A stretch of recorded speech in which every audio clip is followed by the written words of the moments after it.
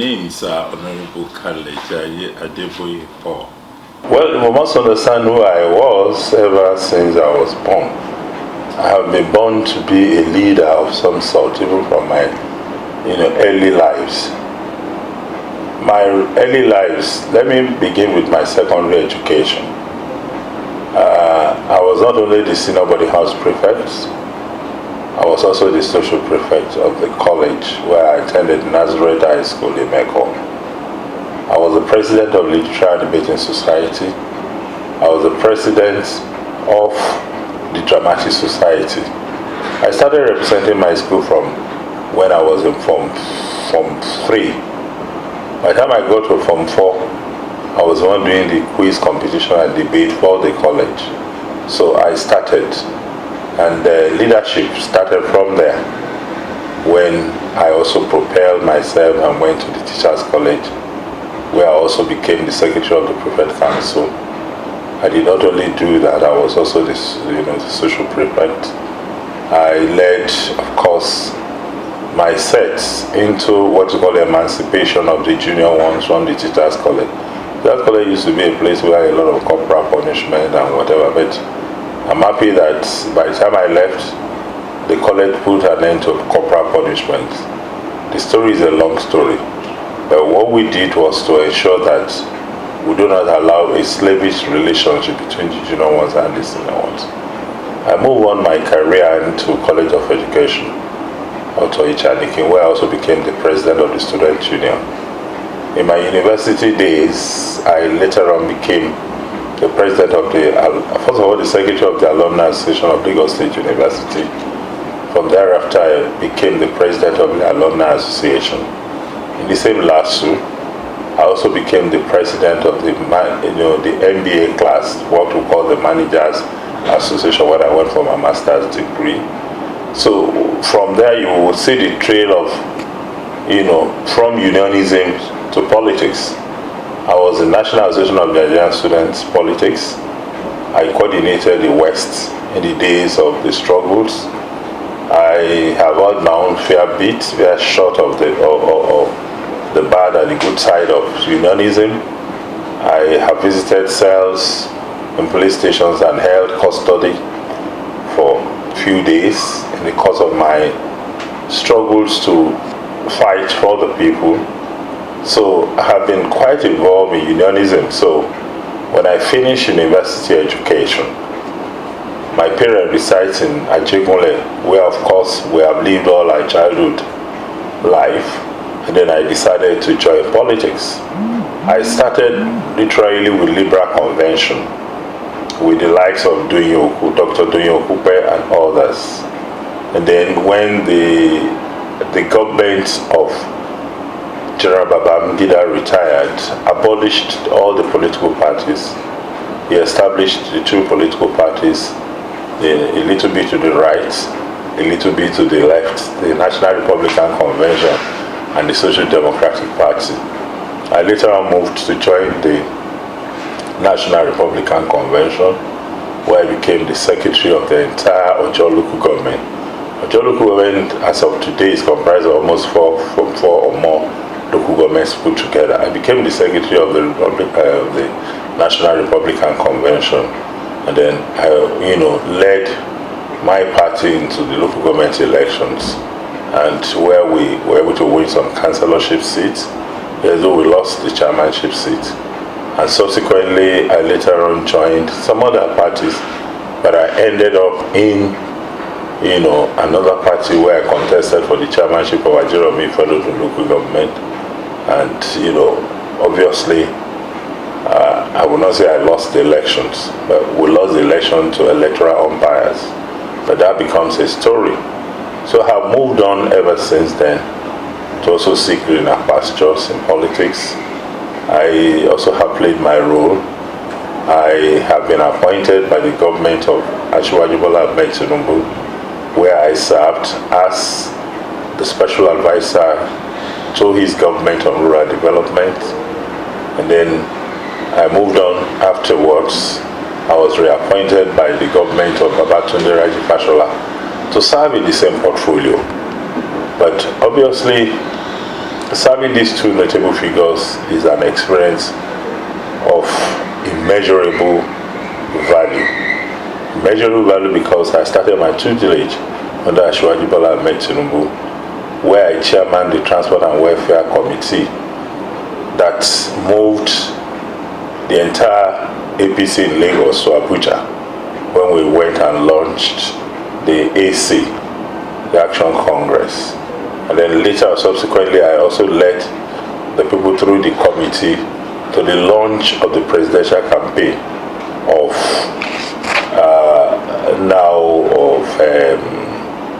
the man in PDP now, who is running for the presidency, or who ran during the last Atiku Abubakar. Then we came back home, and then I also was part of the formation of the political party which we are in today, which of course is the party of the day, the party that runs the government, both at the federal and the states. I've also served in other capacities. I served the Ambode government as the chairman and CEO of the Lagos Ferry Services. Don't forget, I was one of the 7 people that pioneered the Ambode campaign organization. I was in a strategic committee, and of course, I also served in, and subsequently, I have at several times attempted to represent my people in 𝐁𝐺 federal local government, especially to go to the Federal House of Representatives. For me, being a parliamentarian is an ambition. It's an ambition that I intend to pursue, as God gives me the strength to do that. I have won my primaries 3 times. I won it 2 times. I was asked to step down 1 time. That at every of the occasion, particularly the last election, was quite pathetic because I scored majority of the votes, but then the party also prevailed and asked me to allow somebody else to go. But I'm trusting God that it's time for me to reclaim my mandate.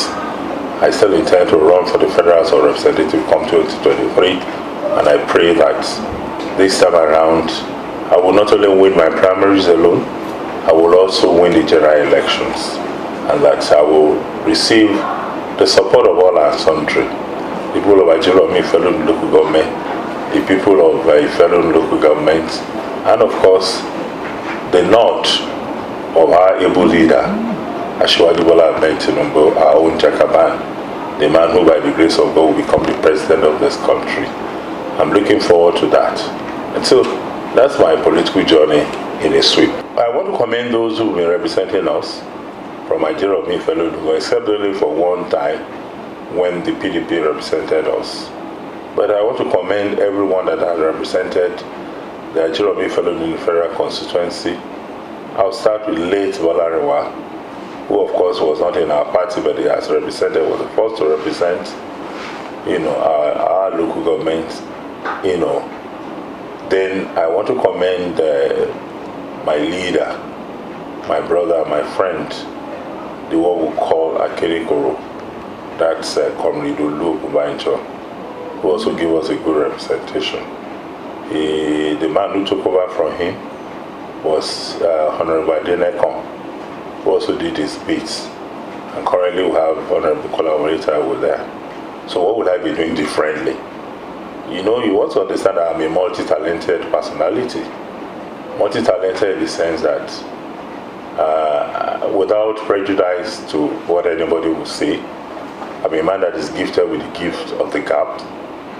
I know that I have the power of mobilization of my erudite scholarship to mobilize the people to listen to me, because I believe that I will get the respect of other members of the parliament to ensure that my motions, my contributions are well noted and supported by all and sundry.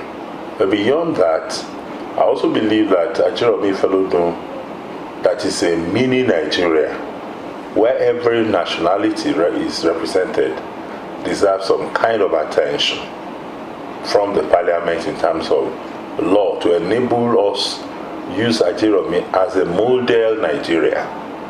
Because in the entire country of this nation, this is the only place where we have all the ethnic nationalities present either in equal form or in larger, in larger form. Therefore, any good done to 𝐁𝐺𝐿 fellow to federal constituency is a good done to the entire country. So it can be used as a mini test to see how development can be driven through 𝐁𝐺𝐿 fellow that will reach the entire Nigeria. Whoever does anything, any development to 𝐁𝐺𝐿 is doing to the entire country. So I want to see how we get the support of other members to ensure that we create a special attention and special status, not in terms of revenue allocation, but in terms of developmental, programs. I also want to be able to see that we can have a forum where we have the voice of the people. The institution whereby we go to the National Assembly and say what we think is right for the people. I want to employ the bottom-top approach, whereby the people can also have a say as to what we go there to propel on their behalf, what we go there to fight for on their behalf. We'll create a forum where quarterly or biannually we can have an assemblage of our people, the opinion holders, where they will tell us what we are doing rightly and what we are doing wrong, so that we can make amends. So there are other novelties that I intend to introduce, but I'm sure that the people of 𝐁𝐺𝐿 fellow local government will have their voice heard. Talk about Tinubu's presidency. We have been asking people to give us an alternative. We have not seen anybody saying he wants to be president, wants to challenge our great leader. One, whoever wants to challenge 𝐷𝐻𝐻 will have to think twice. He's a man that has touched lives. He's a man that has identified leaders and promotes leadership. He's a man that is kind to a fault. He's an enigma, a personality that is driven by vision, a personality that is driven by actions. He's a man, you see, when you're looking for somebody, when you have a crisis of water, you will look for a swimmer. When you have the crisis of animals disturbing your people, you will look for brave hunters. We are in search of a leadership that can create wealth, a leadership that can create more wealth in this country. What we need is that why we have inflation, why people are suffering, is because there is insufficiency, there is lack. And what is creating lack is because we have not been able to create abundance. When you create abundance, they say there is corruption. Corruption can only be feasible where there is lack. When there is abundance, corruption will fizzle out. Because we have not been able to create abundance in this country, every person is corrupt. But then, my pastor told me something. He said in the loo, when they get there, they is easy to find that they don't find toilet rolls. When they put little, before they get there, it will have disappeared. Why is it disappeared? They found out that when people go there, they use it. They take some and keep it in their pocket, believing that when they come back, they will not get any longer. So what they do is keep it in their pocket. So they decided to provide abundance. So when you get there, instead of meet 2, 3, 4 tissue papers, you meet like about 20. You are guaranteed that anytime you come, you will get. So people started stealing. So we need somebody who can create abundance in this country in terms of, revenue, in terms of wealth, in terms of somebody who is also acceptable internationally, whose credibility can sell us to the entire world to attract foreign investment. So I just want to stop there for now about my great leader. I want to tell how much has this leadership impacted on me. I must say that it's profound in the sense that for 𝐷𝐻𝐻, he's a fighter. When 𝐷𝐻𝐻 appointed me, he gave me a great challenge that go, I am a fighter. We got to fight opponents to submission. He gave me the courage that 𝐁𝐺𝐿 fellow in the local government, we must ensure that we win our elections at all time. Because at that time we lost the governorship election, in 𝐁𝐺𝐿, and he challenged me. As a young man, you must be energetic. You must go and ensure that we win elections at all time. So for 𝐷𝐻𝐻, he's a fighter. He gave me the spirit of a fighter, a man who must never give up, a man who must not be found defeated. And for BRF, he is, of course, my role model, because under him I learned so much. I served in various committees of the Executive Council, so many committees. I served in the 48 hours mandatory file submission in the cabinet. What that meant was that no civil servant must allow a file to stay more than 48 hours on his or her table. The implication was that, contrary to what used to happen when people would keep file under their table and not allow government to make progress, everybody had to treat their files promptly and on time. So it's really enhanced governance under his leadership. I served on the committee that procured benches and chairs for the entire Lagos State, schools, and of course through that we're able to alleviate sufferings of our primary schools and secondary schools. So I gathered a lot of experience through BRF. I learned through him that reward for hard work is my work, and I learned about how to keep vigil when you're in government, how to ensure that you respond to your telephone calls promptly. I learned how to keep time. For BRF, time is the ultimate. At 9 o'clock is 9 o'clock. At the Executive Council meeting, if you are not in the council for 9 o'clock, the doors are locked, and then you have to go back to your house. And he will tell you, we didn't beg you to take this job. You have come here to work. So if you are not ready to go back to your constituents and tell the people that you are tired of serving them. So he inculcated time, discipline in all of us. And that is a guiding principle for me till today. That anytime I have an appointment or have an event, I must keep to time. So for BRF, is a whole lot of experience. And generally speaking, my experience in public life has been very impactful. Irrespective of the fact that I also have a master's in public administration. Those are theoretical. The practical of it is that you must be able to partake in public governance. You must be able to see the people's yearnings and respond to their yearnings from time to time. So for me, for the two leaders, it's a wholesome experience. Well, you know that I have given back to the community, and I keep giving. It's quite is a journey for life. I've done empowerment to empower people. I've given to charity homes. I've given to individuals, and beyond that, I'm a man who believes that education is key. I have been able to also, through the instrumentality of my connection, bring into that community a college of education that has been able to train so many teachers, and then the teachers keep training more people. I've also been able to also impact on my little community, even in my hometown, where I normally do an annual program. They call it the Talent Hunt.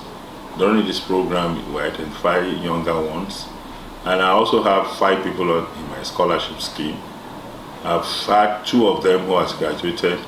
One has graduated and has a degree, is already served and is already working. And one who also have graduated from the Polytechnic Ibadan, who is also now working. She stays in 𝐁𝐫𝐿 there.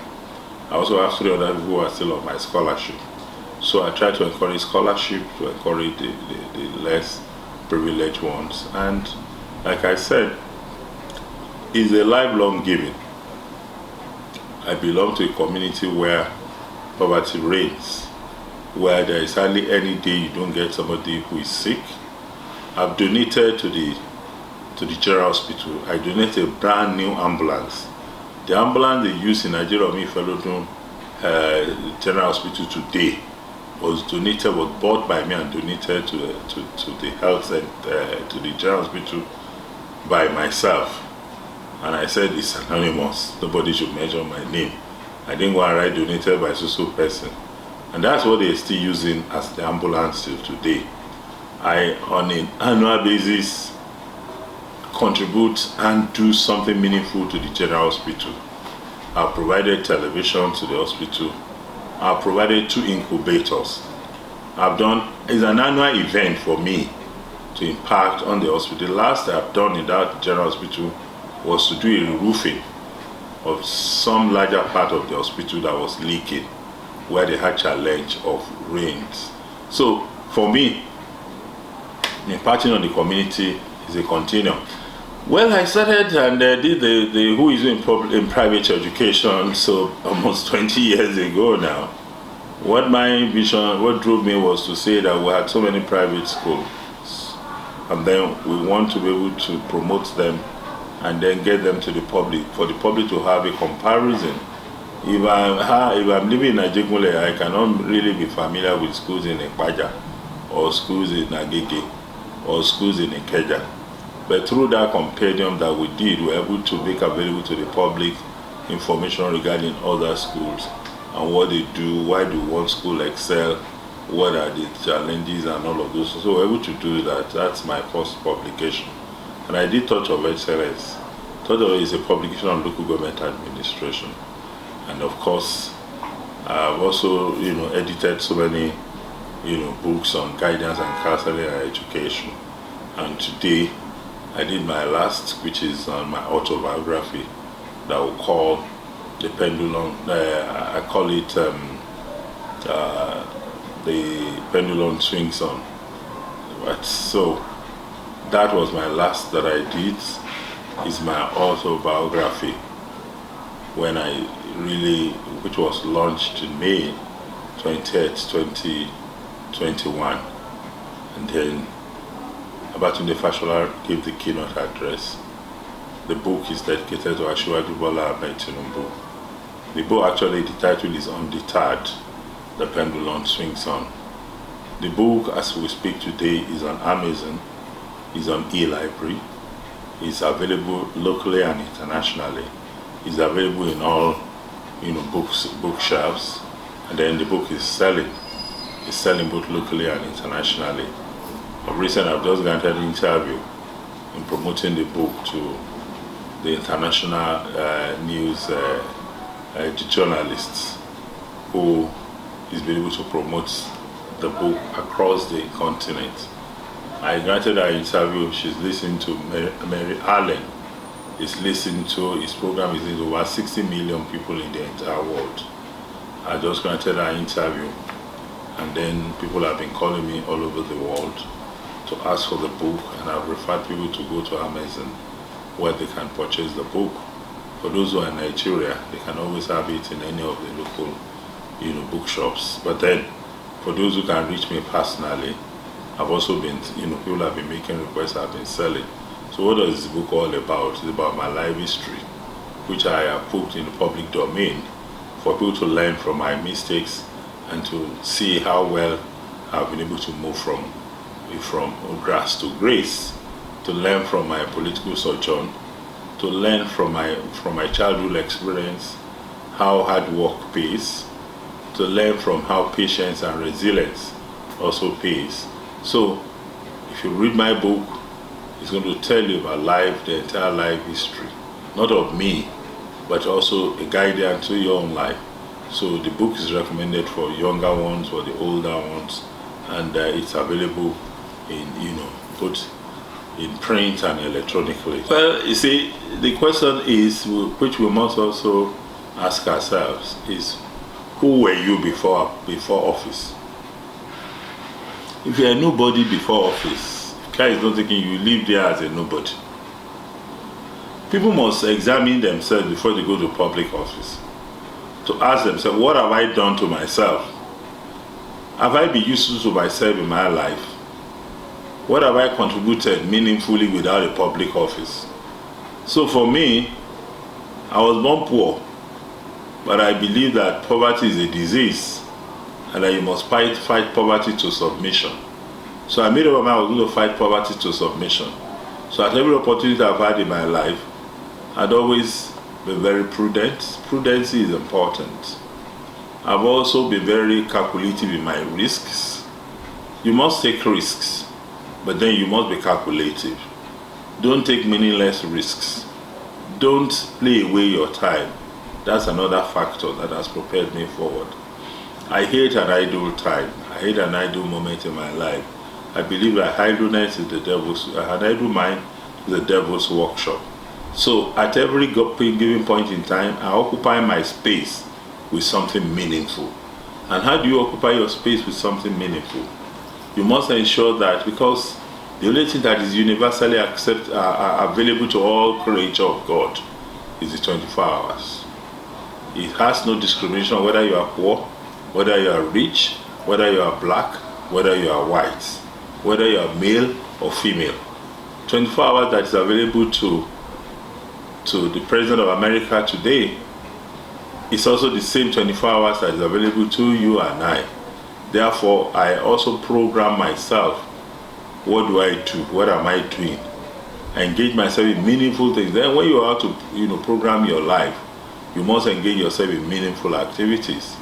I have swept the market. I was the one in charge of Suru Alaba market some 10 years ago. Some 10, 15 years ago. I was sweeping Suru Alaba market. I was the one in charge, and I was part of the sweepers. I was sweeping. So I have been able to engage myself in product. And what were we doing? They were paying 15 naira per store. And then I was sweeping Alaba market. I would then went ahead. I've done so many odd things, odd jobs. I've sold shoes on the street of Lagos. As a university graduate, what did I do? I was teaching, and I left teaching job. I said I was no longer going to be a teacher. And then I joined politics. 3 days after which I resigned my job as a teacher. Babangida abolished all the political parties. I thought I was going to live on politics. When I abolished it, I went back to square one. I had to start doing something. I started buying shoes and was carrying shoes at my back, going from one office to the other, selling shoes on the street of Lagos. So that was what I did. And for your information, every shoe I sold, I make like 50% or 100% gain. I sold on credits, but I lost nothing. I sold on credit, but I lost nothing. How do I say I sold on credit and I lost nothing? By the time you pay me the first 25%, and you are buying, and you pay me another 25%, I've made my money. If I'm able to recover anything after the 50%, they become gains. So I had some people who could not pay up, but then cumulatively, I was making money selling shoes on the street of Lagos. So it's not a bed of roses. So for me, and when opportunities smile on my way, for instance, let me give you an example. When I entered the cabinet of Asiwaju, we were entitled to 5 million naira for housing accommodation. Or you stay in Ikoyi or Ikeja, they give you accommodation. And I opted that, look, me, a J boy, to go and stay in Ikoyi. When I leave that office, where will I be living? I will not be able to put me out of the place. So I said, please, Biko, you may go. Give me the 5 million. And then I added the 5 million to my project, which I was doing at that point in time. It gave me. And I was so later on that I'm entitled to another 5 million. Like for generators, furniture, and all of those ones. They were my entitlement. I collect them. I carry them. Join my business that I was doing. So it's not as if you go to government and go to steal. Every opportunity I've had in my life, I'd always had some savings to put into something meaningful, and God has blessed everything that I lay my hands upon. Everything I lay my hands upon has prospered, and it keeps prospering. So for me, life after office may be meaningful and may be meaningless, depending on how you, for instance, before you were appointed or before you got into public office, you were never a member of the prestigious clubs. But when you get to public office, by virtue of public money, you join the prestigious clubs, and then you start living larger than life. Before I was appointed to serve in the cabinet of Asiwaju Bola Ahmed Tinubu, I had made my impact. I was already a member of the prestigious Lagos Country Club. I entered when they were entering with 250,000 naira, so many years back. So it means that if I have some quantum of such resources on my own, it means I was already a self-made person in my own little way before my appointment. So people who see public office as an opportunity to start from the scratch, when they finish and they do not cut their coat according to their clothes, not according to their size, they are likely to have a backlash of inability to cope with life when they leave public office. I don't eat beyond I told you I just told you here now, that I thought I was coming to take my breakfast there. But I branch at Belgium, where I spent less than 1,000 naira to eat inion and took momo I spent less than 1,000 I had my breakfast. In my capacity, I could go to a high-rise hotel and spend like 5,000 to 10,000 naira to have my breakfast. So I've always lived within my means. So living within one's means, whether in public office or outside public office, will make you to have a meaningful life after you leave public office. So whatever you are not before you get to public office, don't pretend to be when you're in public office. So that when you leave public office, then the friends I keep, I've not changed my friends. Those you meet in government when you are serving, when you are in appointment, are your passage friends. They will leave you because when you leave your pathways, everybody has parted into his own domain. But those who remain with you are your old friends. Those are your schoolmates, your secondary schoolmates. I play a lot of role in my alma mater associations. I have a lot of programs lined up for the end of the year for my secondary education, Nazareth High School. I have for my St. Louis Teachers College. I have programs lined up. I still serve LASSO Alumni Association till date. As of today, I am a member of the Board of Trustees of the Lagos State University Alumni Association. So I still keep in touch with my past friends, my old colleagues.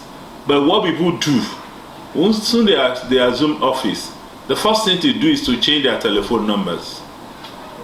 They cut off all the old friends. They have new friends on their telephone, and it's what is called memory loss. When the names of your friends are already going to the third layer of your memory, you will get them forgotten. But then you must keep the old layers working. So for me, ever since I created GSM, I'm one of those who purchased GSM at 50,000 naira when it first came, and that number I use has not changed till tomorrow, and I don't see it changing. I still use my old numbers. The only number I've ever used is the number I'm using, is the only number I will continue. The reason is that I don't want to cut off with my people. If you call me, if I don't pick your call, it means I'm very busy, and I'll send you a text to say that I'll call you back, whatever. I'll endeavor to call you back. Whether I know your number or I don't know your number, I'll pick your call. It's a question of yes and no. If I don't know you and you make unnecessary demand and I cannot do it, I'll tell you I'm sorry, I cannot. You won't arrest me. But then for me to see numbers, calls, and start to ignore and select numbers, no, I won't do it. Whether in public office or in private office. So keep your doors open. Live a life of freedom. Don't live a life of bondage. Those who are in public office today and they live a life of bondage, when they leave office, they'll become deserted. I relax on my own way. I've told you, I'm a member of so many groups. I belong to Lagos Country Club. Once in a while I go there and relax. There are opportunities to play table tennis, the opportunity for swimming. I also have, swimming pool in some of our private investments. My greatest exercise is swimming. I try to do it once in a while. I don't do it all the time. But then part of relaxation is also, dovetail into you meeting with people. I meet with people. I, discuss extensively with people. I interact. I have social clubs that I belong to. I belong to one or two social clubs composed of my old mates, and we still meet once in a month.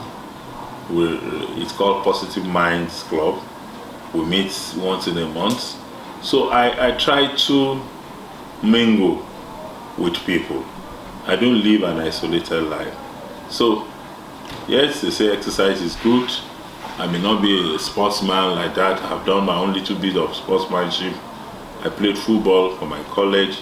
I played football for my school. I played basketball. I played handball. Today, maybe the best ball I'll be able to play. I don't know whether it's, I don't know. You fill the gap. But then, I'm told that walking is also good. So I take a walk once in a while. I try to keep myself fit. So I relax in my own little way. Well, I'd like to thank, viewers. I'd like to thank my friends, my fans, my supporters, my well-wishers, both home and abroad, to say, I thank you for being there for me at all times. I wouldn't have been what I am if not for you. for your support, your prayers. I pray that you continue to do this for me. Support me in prayers. Support me in whatever way you can to get me to the higher pedestal. My journey in life is still further. I still want to go further to be able to serve humanity. Humanity is my cornerstone, and I pray that you can join hands with me as I move forward to serve humanity better than I've done before. Thank you, and God bless you.